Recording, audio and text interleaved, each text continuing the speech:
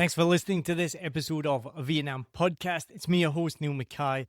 And before we get started, I have to give a massive thank you to two of our partners who helped make this podcast possible. So if you are in Saigon or you're planning to visit, then please go pay these guys a visit because they help make this podcast possible. Number one, we've been partnering with them for a long time, and they are probably at the moment my favorite craft beer in Saigon, in all of Vietnam. They started in Da Nang, came down to Saigon. They're all over the country now, and at Seven Bridges Brewing. They make some unbelievable beer, but what makes them even better is their focus on the environment. So you can go back and check the episode that we just did there recently, where their server was incredible. I didn't actually get his name, but he was able to explain how they turn their waste products into new beer, they turn it into pizza, they turn it into the spicy sauce. Everything about them is absolutely fantastic. So go check out Seven Bridges. And not only do they make great beer, they make unbelievable pizza with those waste products. But even better, you can buy them by the slice, which if you go and watch that episode, or you've seen it already, or you've heard it already, you'll know that if you buy a pizza on its own there, it's so big, it's going to take up your whole table. So even better, order by the slice. Second of all, the Rabbit Hole Irish Sports Bar. They are very close to my heart. I've been working with these guys for years now. I do my quiz night there every single Tuesday. So if you want to come down and enjoy a quiz night with me at the Rabbit Hole Irish Sports Bar on Viet Anh, then please book your table because we sell out nearly every single week. It's so much fun. You can win massive prizes. You can win a bottle of booze, Jameson's gin or vodka. You can get a sharing platter of cheese or chicken or meat. And then third prize is a beer each. And it's heaps of fun, so come down on a Tuesday night. They have just opened a new location on Chan now. Make sure you check that out. It has the best views in Saigon on the rooftop, overlooking Landmark and the park and everything around there. Really nice breeze at this hot time of year as well. And they even show movies throughout the week on the rooftop as well. And you get a free bag of popcorn with it as well. So please go check out the Rabbit Hole Irish Sports Bar, either in Phu Quoc if you're there, on Chan Now in D2, or on Pham Viet Chan in Binh Tan District, or go and get a beer and a slice of pizza at the Seven Bridges Brewing Company. Thank you so much. Thank you for tuning into this episode. I really do appreciate it, and I really hope you enjoy this. Cheers. When you were growing up and you see like, okay, people in the north are a bit more, stiff, and the way they work a bit different. In the south, it's always more dynamic. Everyone is just moving around all the time. In the north, it's slower. People are a bit meaner. You don't see people going from the south to the north to work. That's a really good point. So no Vietnamese people go from Saigon to Hanoi? No one moves upstreams.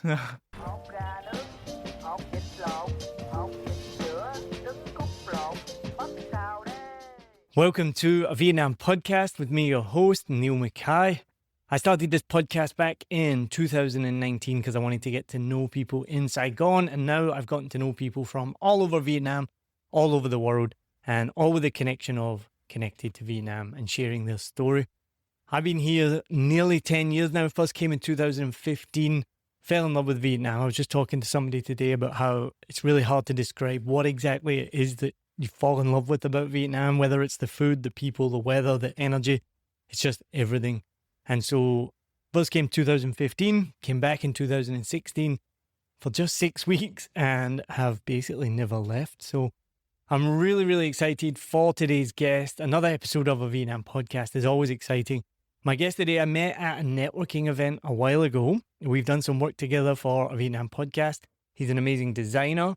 He is from the north, married to someone from Dalat, and lives in Saigon and works for an Englishman. So he has an interesting perspective on all of those different things. He is the co-founder of Win Gordon, and he owns the Snake Cup that Craig Ferguson owns. That if you are a fan of Craig Ferguson, the late night talk show host in America, you'll know exactly what I'm talking about. I had no idea. I had to go and Google it this morning to find out what the hell he was talking about. It's a pretty cool, crazy snake cup. So let's start right there. My guest today is Viet Anh Con Nguyen. Thank you very much for joining on a Vietnam podcast. And where the hell did you get a snake cup from? Thank you for having me. So, yeah, Craig Ferguson was always my favorite comedian and talk show host.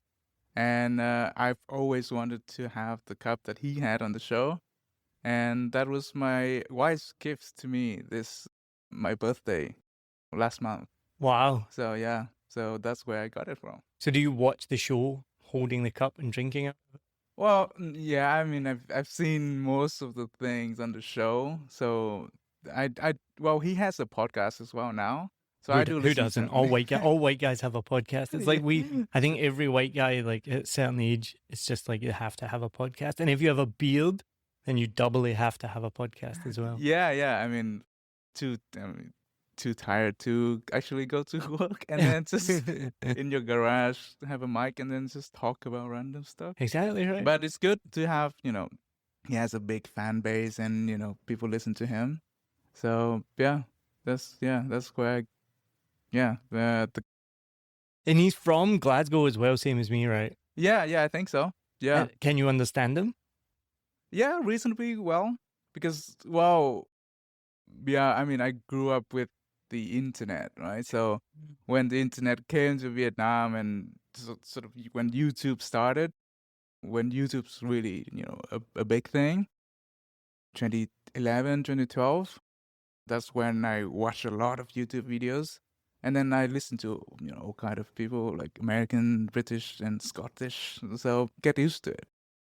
But I love how when I asked, could you understand him, your answer was reasonably well. It wasn't like, yeah, no problem at all. I was like, oh, I'm reasonably well. It's kind of typical for the Scottish accent. Yeah, I don't think you guys understand each other very well either. Not really. When I go back to Scotland, I can barely understand what anyone says. I'm like listening intently for what they said. So you you were brought up in the north. Yeah.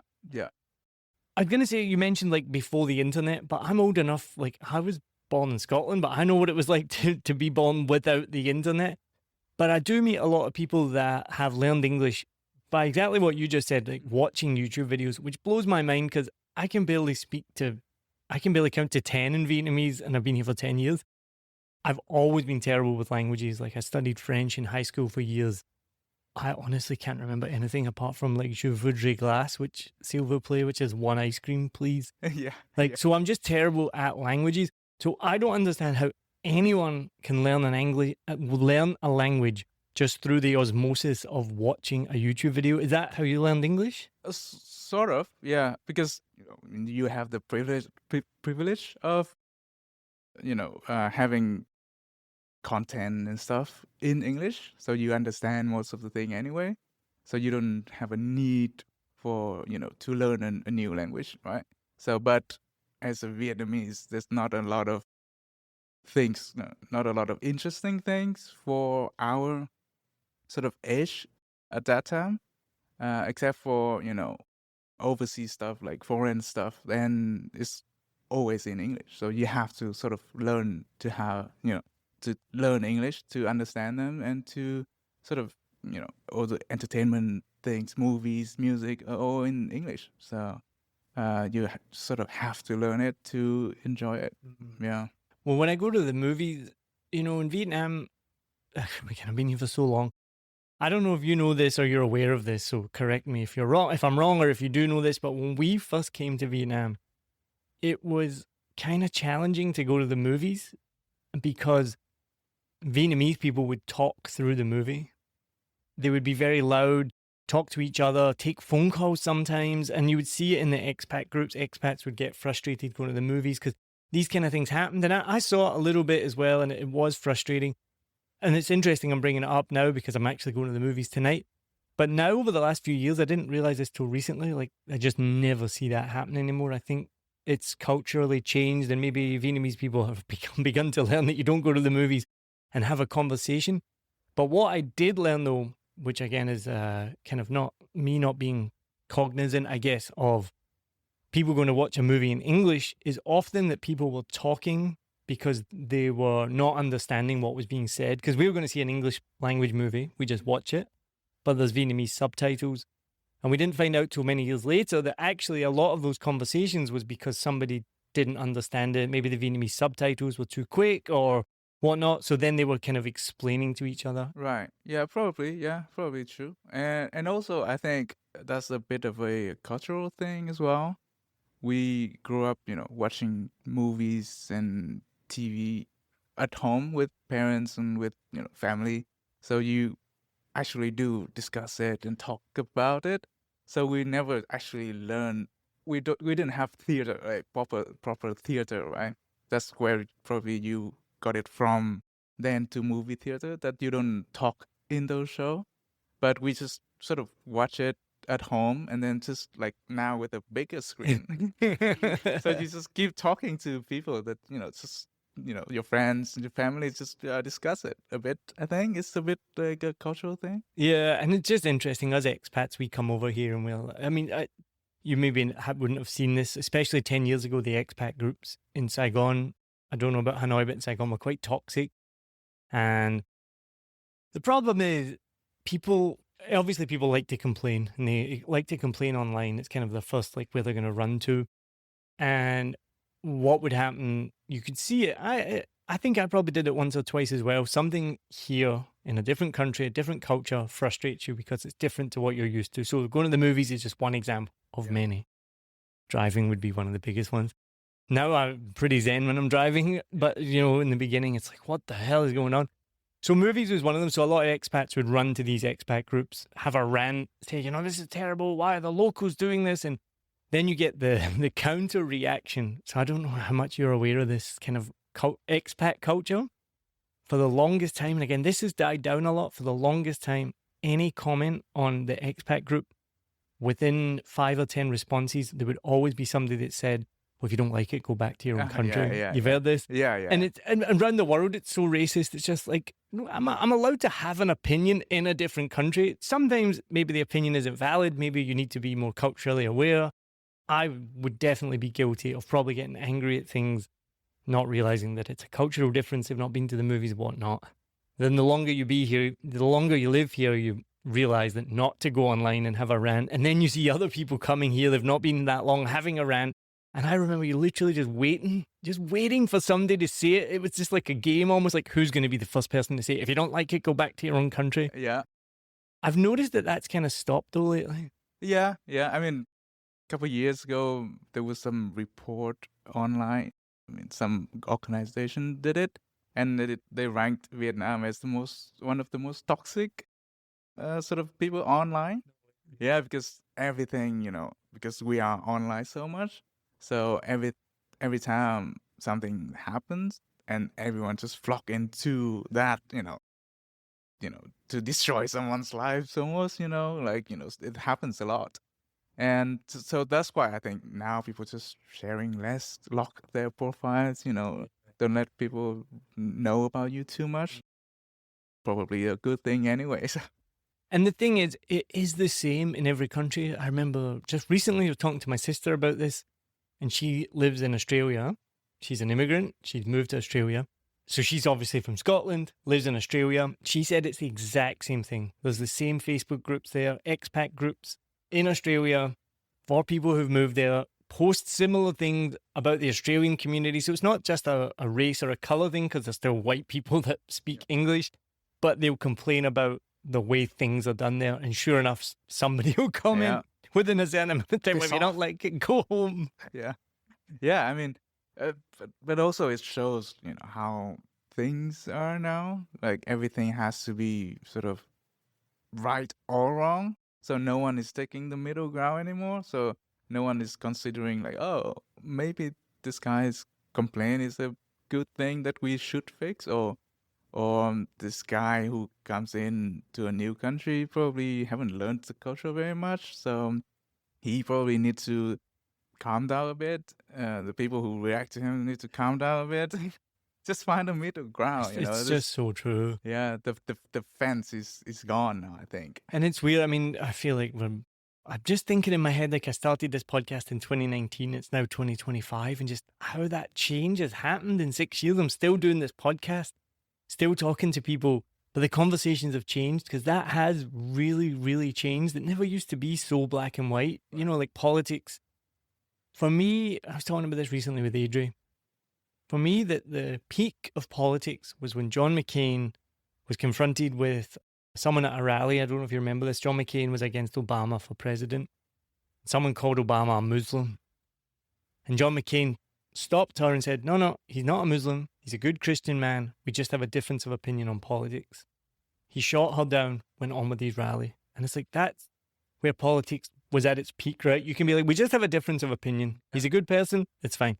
Now, So I don't know how many years later that is, what we 10, 12 years since then, 14 years since then, I can't actually remember, but now we are polar opposite. You could never imagine that happening today. And it's not just politics, it's everything in life, like the online forums.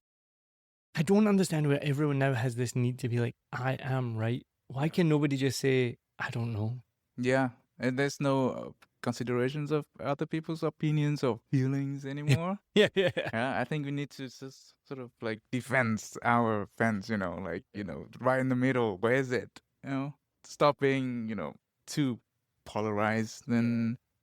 But that's how people are. But I feel like there's always something that happened, radical thing that happens. There's always the opposite wave of it will happen. So I think people will see like, oh, this polarizing things is not very good. So let's do the middle Move ground back again. in the other direction. Yeah, hopefully. Yeah, hopefully. And I remember years ago we went to a political event in Wellington, and it was the Labour speaker was talking, and I think a couple of others as well. And I remember we got a chance to speak. So Labour in New Zealand is like left leaning, like centre left, and then there's the National Party, centre right. Then you have the Greens, far left, right? So I'd probably identify more with the Greens, but I can understand Labour as well. National Party, not at all.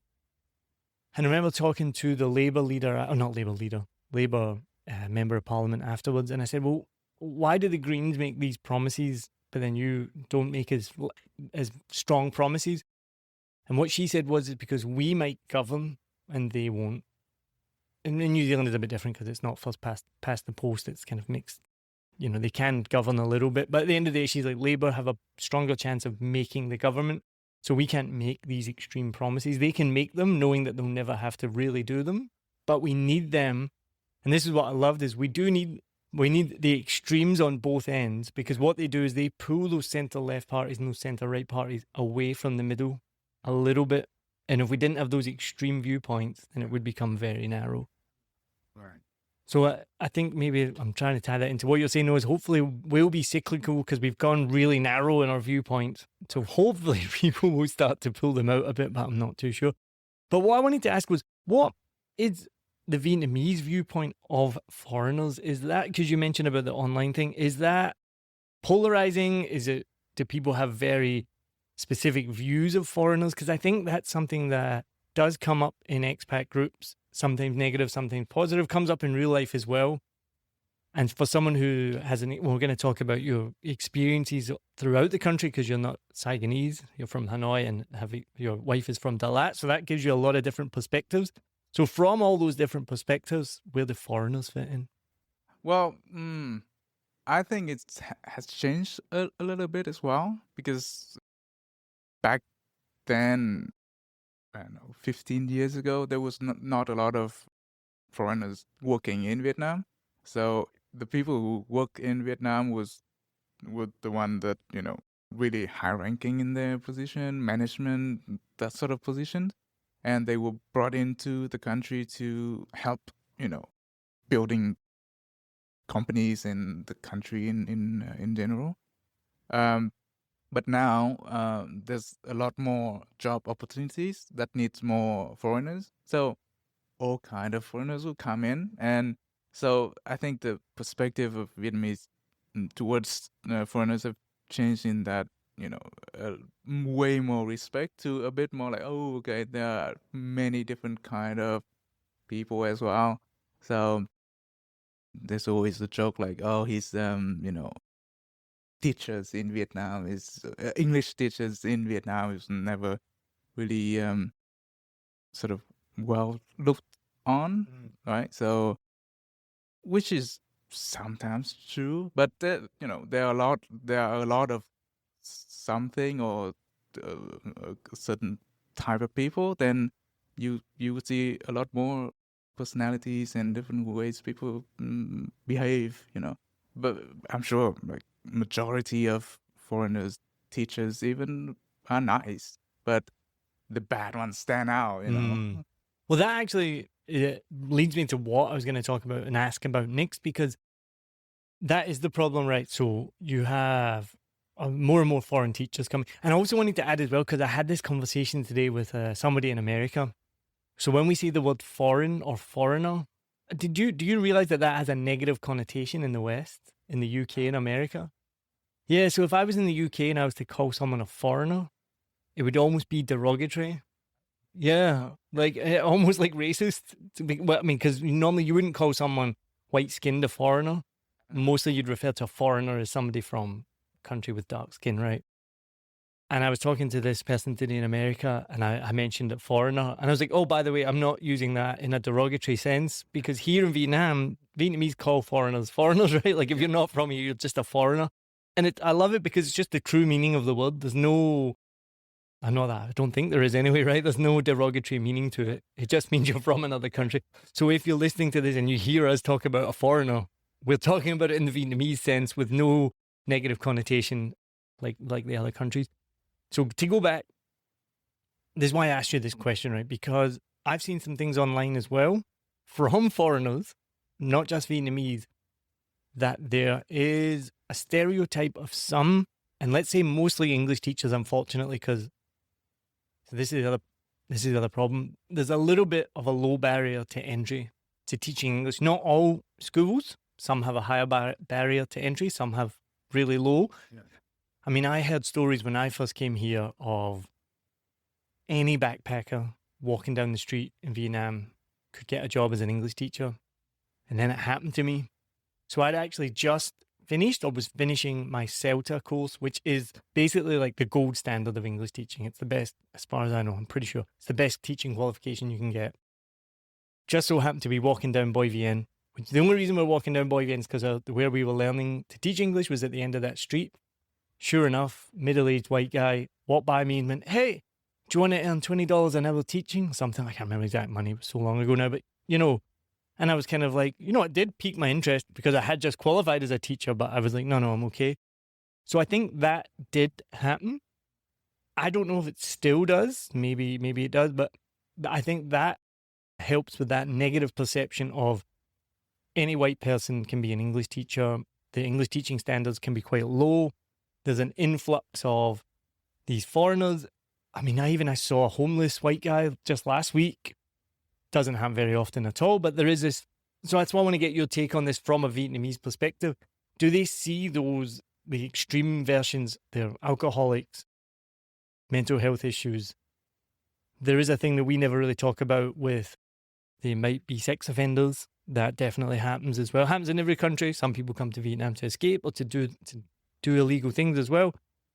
But for me, and I get defensive on this because I worked at a good English school. I had a good qualification. I know lots and lots of English teachers who are all really good people, all have a degree in so many different fields, then have a different qualification and are very good people and very good English teachers.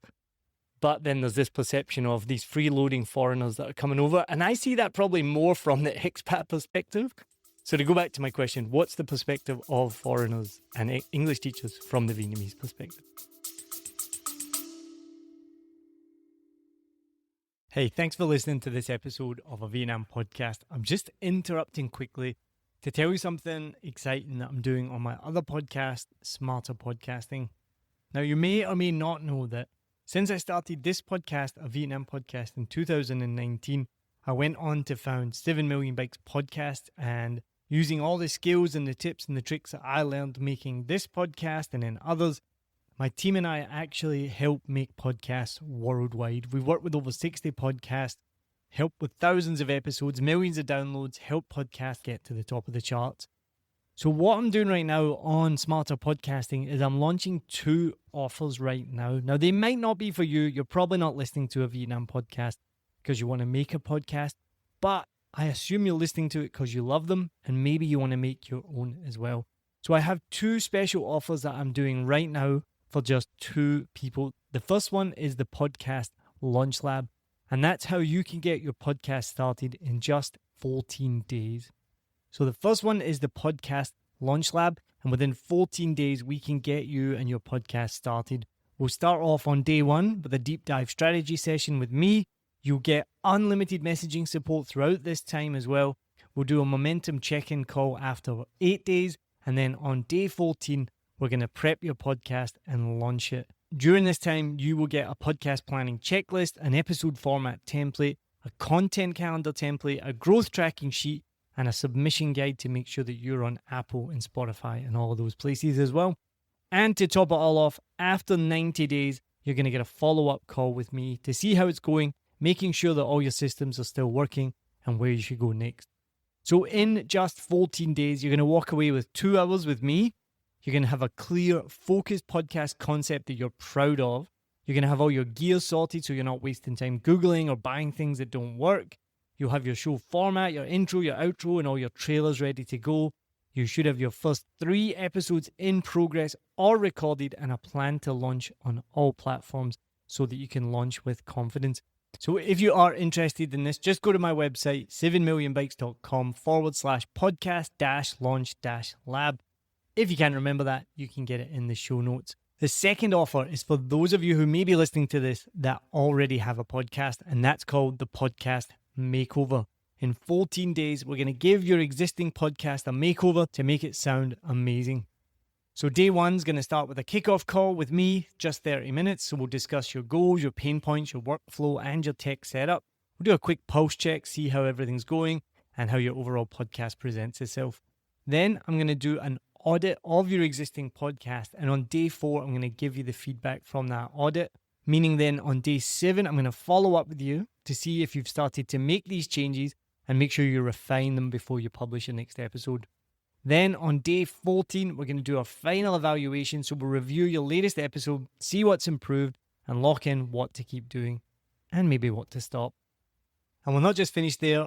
On day 90, we're going to have a follow-up call to make sure that you've kept on track, you kept that momentum up. We'll celebrate the wins and we'll plan the next 90 days. In the podcast makeover, you're going to walk away with a fix-it checklist, an audio editing quick wins list, branding and clarity tips, and growth levers tailored just for you. And just like in the last one as well, you get unlimited messaging to me for 14 days. You can just imagine that I'm in your pocket at all time and you can ask me anything you want. Even about Vietnam, I don't mind. If this is for you, then just go to 7millionbikes.com/podcast-makeover. And again, you can just go to the show notes. Or if you just want to get in touch with me, it's neil@7millionbikes.com, or go to any of our social medias and send me a message and I can help your podcast sound like a pro, or I can help you get your podcast started in the next 14 days. All right, let's get back to the episode. Thanks again for listening, and I look forward to hearing from you soon. Yeah, I mean, pretty much exactly like you said as well. I had friends who, when we were in university, he was French, right? Doesn't speak English that well, but as long as you're quite tall, he got a pretty good job of like tutoring English at a private home. So earning like a huge amount of money. So it's a bit like, oh, okay, you see that firsthand, you would be like, okay, so actually anyone can be, that as long as you are a certain type of, skin color and stuff like that. But yeah, like you said, also, most teachers probably are really good people and like a decent person as well. So yeah, the bad stand out. Like also as a Vietnamese, overseas Vietnamese has some certain type of stereotypes as well, right? Like in the UK, probably selling weed and growing weeds at home, but most people don't do that, right? But I don't think there's any point arguing like, we are not like that, against these people, because you're not going to change their mind. As long as you're doing your job well, being a decent person, and you are in a good community, and it's sort of eventually will show, I think, because just the bad ones will just disappear slowly, hopefully. And also, I think slowly the barrier is getting a bit higher and higher. So more qualified people come in, the Vietnamese, English is getting much, much better. And parents are getting more and more knowledgeable about English as well. So they know what is good and what is not very good. So slowly that barrier will raise as well.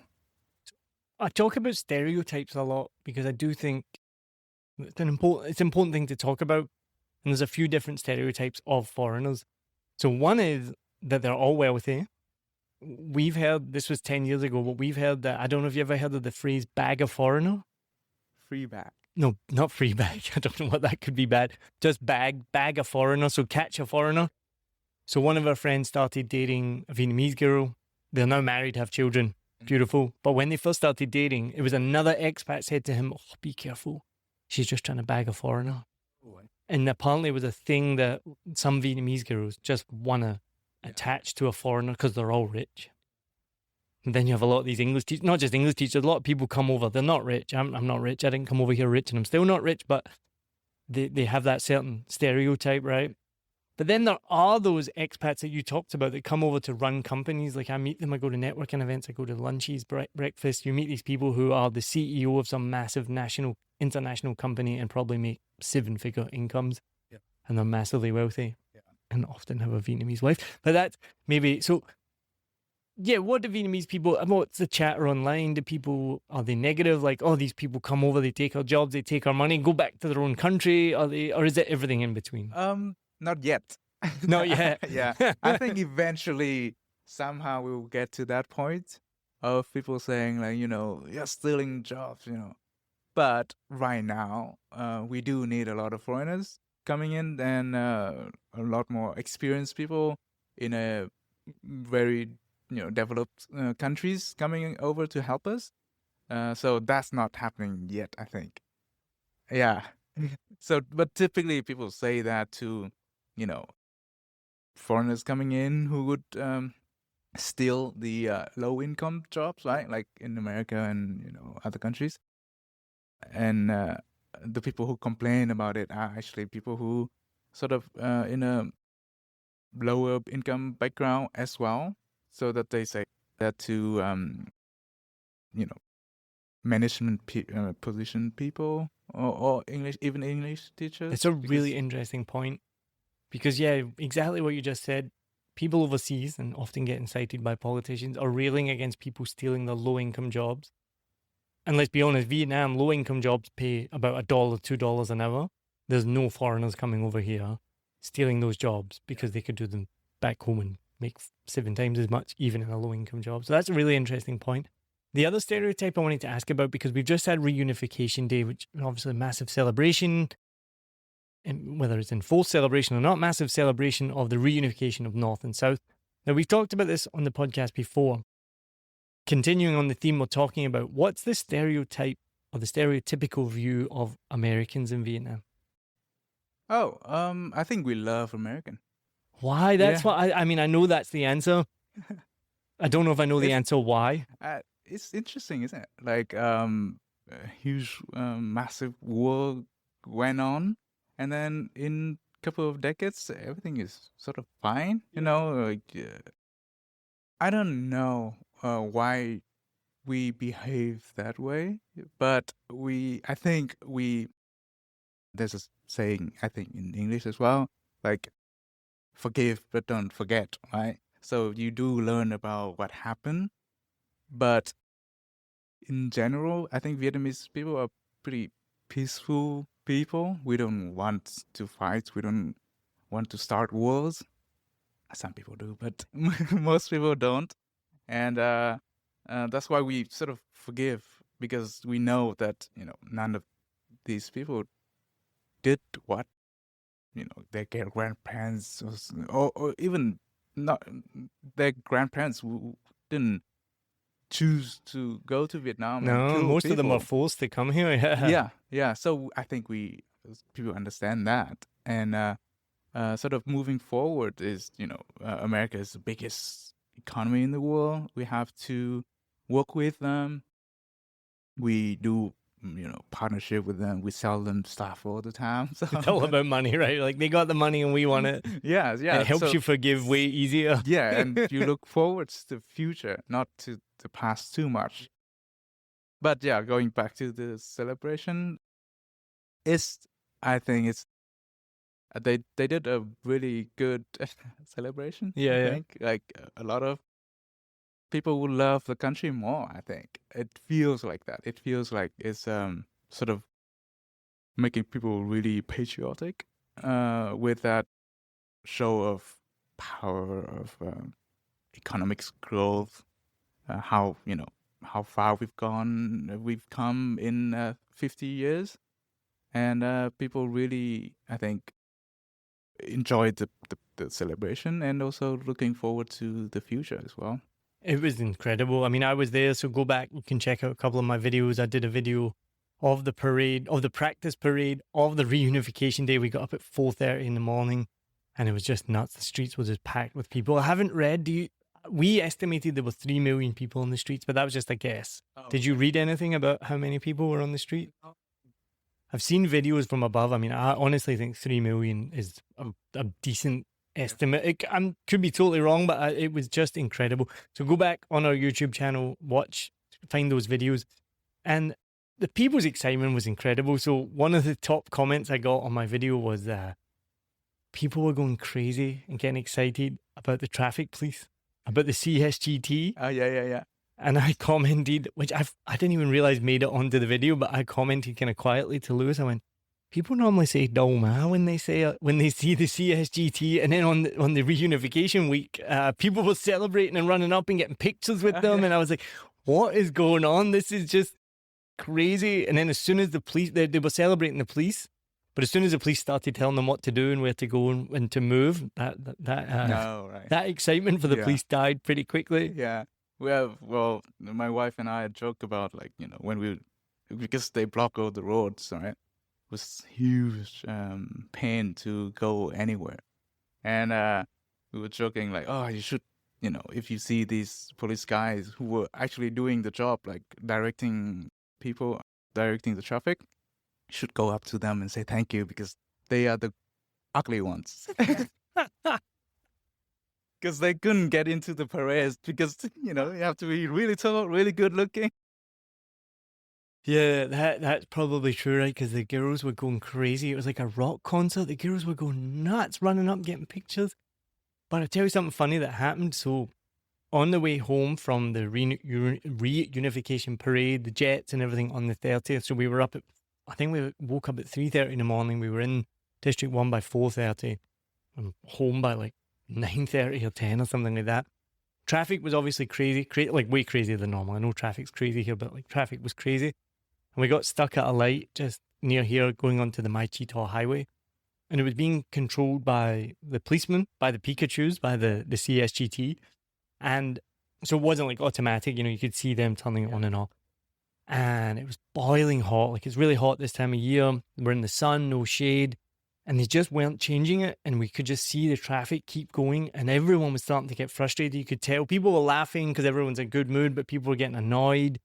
And it went just so long, 3-4 minutes. We're baking in the sun. People were starting to honk. My wife, Adri, was driving. She started to honk. Other people were honking, trying to get their attention. Like, you need to fucking change this light. I got so annoyed. I got off the bike and walked over to them in front of everyone. Yeah, now, as you knew already, I'm a very nice guy, and I'm not confrontational at all. But I did storm over there, mostly because it was just hot and I had the helmet on. So I wasn't. He changed it. And then you have to walk back. That's what I was worried about. I was worried about that. Adri was worried about that because she's like, if this changes while he's over there, now he has to get back and get on the bike. And it was so stressful. But I was like, fuck it, I got so, it was so hot. That was the thing. So I think it was about 5 minutes, honestly. And you imagine 5 minutes out of light in the heat, baking. So I kind of stormed over. But then as soon as I got to him, my demeanor changed immediately. And I was like, excuse me, Sin Loy, how long on the light? And he's like, 1 minute, spoke to me in English. And 1 minute. I was like, okay, thank you. And then just walked back. Do you want to know the best thing? When I walked back to the bike, I got a round of applause from everyone waiting. Everyone was like, yeah, smiling and clapping. And they're like, good job, good job. And I was like, oh my God. And then I thought, like, if somebody filmed me doing that, I asked my friend Kim, because she follows like the Vietnamese Facebook groups. I was like, let me know if that goes viral. I would not be surprised if someone's like bloody white guy, bloody foreigner going up, marching up to the CSGT. But I was very polite when I spoke to him. And thankfully, he probably didn't change it because of me, but he did change it. So before we go on to my next question, I just want to remind Americans, did you hear what Viet said there? They forgive. they don't forget. So just remember that, right? Now, I want to hear about your different perspectives because you're born in Hanoi. We've talked about this. We've had lots of people from Hanoi. Hanoi and Saigon are very different, right? Yeah. Well, I was not born in Hanoi. Oh, you're Yeah. born in the north. North, yeah. Let me just redo that again. Let me do that. I want to ask about being from the north because we know from this podcast, I've spoken to lots of people from the north. We've had them on the podcast and it's a topic that's come up again and again. Hanoi, well, the north and the south are very different, right? What was it like growing up in the north? Well, it's pretty cold.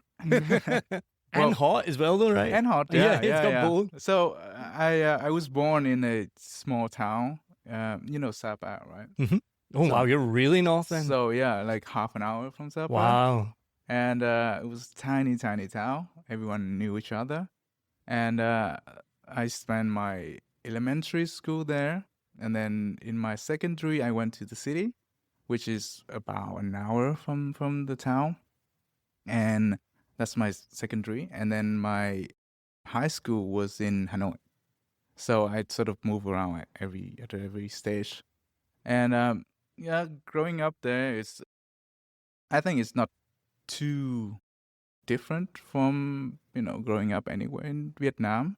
But it's when I got a bit older, then I just sort of realizing, how things are working and how people are different, especially after I moved to the South. And actually, when you reflect back when you were growing up and you see like, okay, people in the North are a bit more, stiff and the way they work are a bit different.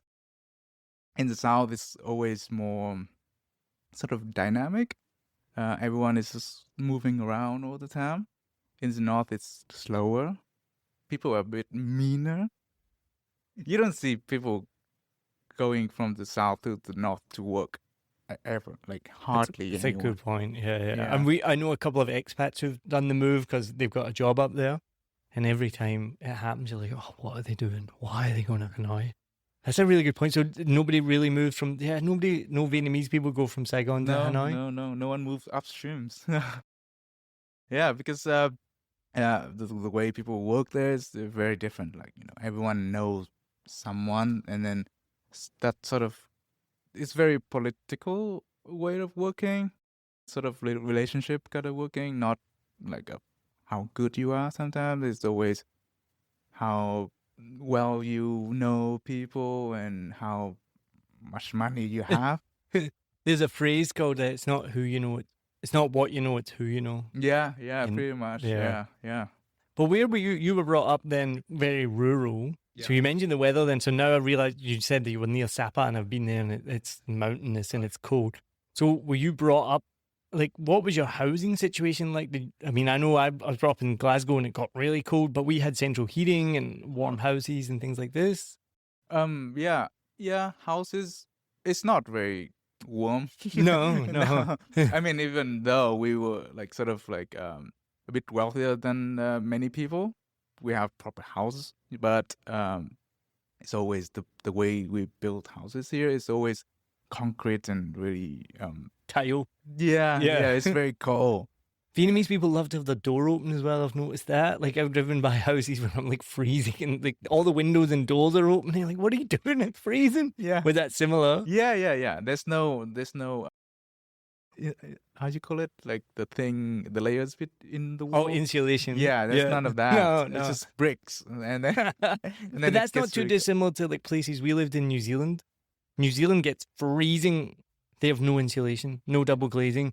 And they similarly, I remember we went to a party in New Zealand in the winter and we went inside. Everybody was wearing black puffy jackets inside and the back doors were wide open. And we were just like, this is like maybe 8 degrees. So not like in the freezing, but that's still really cold, 8 degrees. And everyone in New Zealand, they'll be wearing shorts and a black jacket, a puffy jacket. So it's not just a Vietnamese thing as well, But yeah, so did you just get used to the cold growing up then? Like, is that just normal? I think so. Yeah, you just get on with it. There's not much you can do. Put on more clothes. Is it one of these things that what you were saying when you then move away and you get warmer for birthday, or you go to Saigon and you're like, Oh shit, I was really cold when I was young. I didn't realize it at the time. Yeah. I mean, you do miss it sometimes. Like, oh, this could be nice to have, like, staying at home.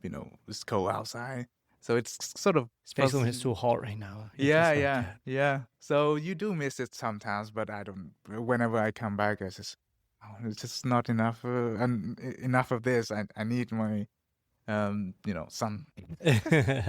But after every TED, we usually get a week of extra week staying at home because it gets really cold after TED.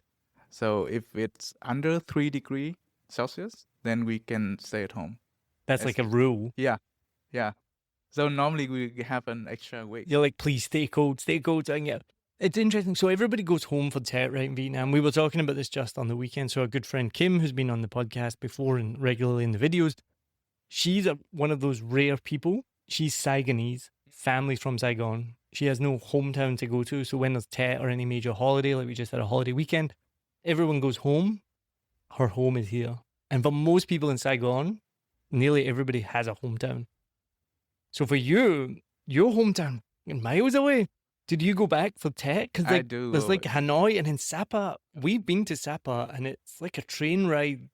It's maybe changed now because this was like 10 years ago, but how long does it take you to get back? Well, it used to take 11 hours from Hanoi to my hometown. 11 hours from Hanoi? Yeah, in a bus.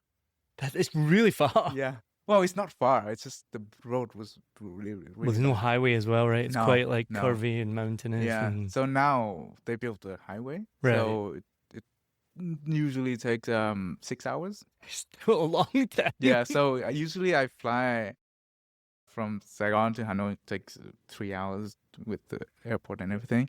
And then get off, and then either someone will pick me up, or I will get a car from my brother or sister, and then we just drive back home straight from the airport. Yeah, so in total, like 12 hours from Saigon to there. It's not crazy, I Yeah, guess. it's all about perspective, right? Yeah, right. It used to take 11 hours from this much, and now like that much, then it's a lot better. Now, your wife's from Dalat, as we mentioned. So when it comes to Tet and holidays, how do you plan? I know in the UK, like for Christmas, for example, one Christmas we'd go to my dad's parents, and the next Christmas you go to your mum's parents. Is it similar in Vietnam? Yeah. I mean, that's the arrangement that my brothers and sisters are doing. So that's what we plan to do. But we only been married for a year and a half. So just one Tet so far. And we spent it at my parents' home. And so next year, I think we will be here because her parents are here now. Ah, okay. Yeah. So I mean, I probably would enjoy it because it's very different from, going back to your hometown. Staying here is going to be very different. Well, generally for Tet, we will leave the country because most people go home, which means Saigon is empty. Yeah. I think it's not so bad now, but when we first got here, it meant there was almost no food. Yeah. Like people had to, like, if you go in the expat groups 10 years ago, people were like, what's open? Where can I get food? But you'd have to like stock up for the apocalypse because it'd be 5 days without, because it literally would be, Saigon would empty. I think it's a bit different now because there's a lot more international brands and things like that. But still, I think not just us, most expats will leave the country, Thailand or something like that, because you get a couple of weeks off and it's like, or travel within Vietnam. But even then, generally the reason why we leave the country is because traveling within Vietnam is a nightmare because the airport's crazy, the buses are crazy, the trains are crazy because everyone's going home. So it's just easier to get on a flight out of here. But so obviously you spent a bit of time in Dalat, I assume. Dalat is not central Vietnam, is it? What is it? Because it's between central and the south. It's more south. Central would be Da Nang or Hue. But Dalat is a bit southern, but to the highway, to the highlands. Yeah. So it's a bit higher up. Yeah, so, yeah. Have you spent much time in Hue? I've been there once or twice. It's very nice. I want to get your opinion on Hue because I spoke to someone just last night who had a very opinionated opinion on Hue. Yeah, so what's yours? Ooh, can't believe someone has a strong opinion about me. Yeah. I liked it. You liked it? How Yeah. are the people? Oh, didn't spend much time, talking to people, but shops and restaurants, people are nice. The opinion I had last night was that they were very rude. And I think because they have a different dialect as well, he said it was very harsh, very loud, Okay. and like people were not pleasant. Really? Yeah. Oh, they are famous for being nice. Yeah, this is the first time I've heard that. So that's why I asked your opinion, because I don't know how true that is, or maybe he just had a bad experience, but that was the first time Probably, yeah. I've heard that. That's interesting. So as a Vietnamese person who has experiences of the whole country, what is your opinion of Vietnam? I'm enjoying it. I like it here. When I was growing up, I was thought that I would probably leave or stay in another country, but never like forever. Like I would think eventually I would come back and spend my life here. And I never actually move away or staying in another country for too long. But now I have my own company, and I have my employees to pay, and I'm married. I have a dog, so it's pretty settled here. We have a lot of problems. We have a lot of things to be improved. We're getting better and better every day. So I always enjoy it here. One thing I wanted to ask was, going back, in my mind, I'm imagining young Viet way up in Sapa. It's cold. You said your family were relatively wealthy, so it wasn't like you were in poverty or anything like that. But when you were that young person there, and Sapa, we just said it's 6 hours. At that time, it was 11 hours from Hanoi. What were your hopes and dreams for yourself and for Vietnam? Whoa, I was small, so I didn't think that big at that age. What did you think for your future? What were you imagining? I always thought of becoming a comedian for some reason. No way. My mom's still talking about it sometimes. Not very funny, but but it's a very small town, so you always sort of think about what's out there, what's Hanoi is like. So my parents would send my brother and sister to study in Hanoi first. So every summer I would spend a couple of weeks in Hanoi, and see all big things and amazed by it, and always thought like, oh yeah, I have to go here, I have to come here. And then you have the internet, you have books, you read about other countries, and then you dream about going overseas and stuff. And then Saigon is very different, and when you moved here, it's really amazing. So it's sort of starting to build not that it's different from my dream, but it's not too different. One thing is, I said I wanted to be a comedian. In a way, my job right now is observation of people, observation of how things work, and bringing something new into it. And that's sort of comedy is like, right? And we do make funny ads sometimes too. So it's sort of dreams fulfilled. That's amazing. And I think you're 100% right with comedy. I think you're 100% right with comedy. You can be a comedian, it can be a stand-up comedian. We make a podcast for a stand-up comedian in America, and her job is a stand-up comedian, but she interviews other people in the comedy industry. And there are so many jobs that people do, whether it's writing, acting, or just anything creative. And I like to think some of the things I do, I don't do comedy anymore, but I still think it has a comedic influence in what I do. So whether it's designing something or whatnot, I think a stand-up comic is just one facet of being funny or being creative or being comedic. So That's awesome that you get to do it. Would you ever do an open mic or get up on stage? Ooh, no, I don't think so. We're going to change that. Viet, thank you so much for being on a Vietnam podcast. I've loved talking to you, hearing your perspectives on that. Thank you for watching or listening, whichever one you're doing. Remember, we are on YouTube now. I've moved to the dark side and we do videos now, so I'm so sorry about that. I used to be an OG podcaster and just do audio, but we do video now, so go check them out as well. Remember, leave a review, rate us, give us a 5-star rating, and the best thing that you can do is share this with someone else. And if you want to become a Bops out there and join our Patreon, go to patreon.com/a Vietnam podcast. Thank you very much for watching, listening, however you're consuming this. Viet, thank you very much for coming on a Vietnam podcast. Thank you for having me. You're very welcome. Cheers. Cheers.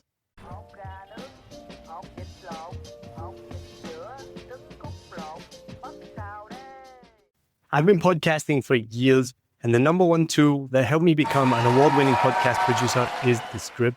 No matter whether you're a tech wizard or a beginner like me, the script can help you with everything you need to start your own podcast.